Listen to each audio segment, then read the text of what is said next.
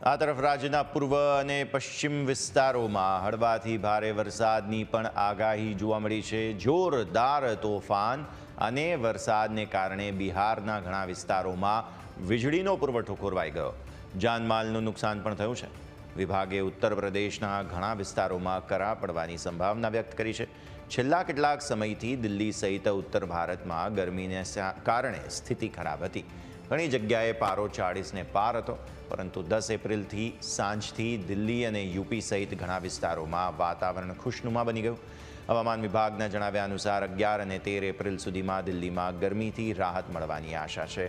આ સાથે યુપી, પંજાબ, રાજસ્થાન, હરિયાણા સહિત ઘણા રાજ્યોમાં તાપમાનમાં ઘટાડો થવાની પણ સંભાવના છે, જેનાથી આકરી ગરમીથી રાહત મળશે। આ 5 અલગ અલગ તસવીરો નિહાળો છો। 5 તસવીરોમાં 10 એપ્રિલની તસવીર આપ નિહાળી રહ્યા છો કે જ્યાં હવામાન પલટો આવ્યો હતો અને જે ખાસ પવન ભારે ફૂંકાયો હતો। ગાઝિયાબાદની તસવીર છે।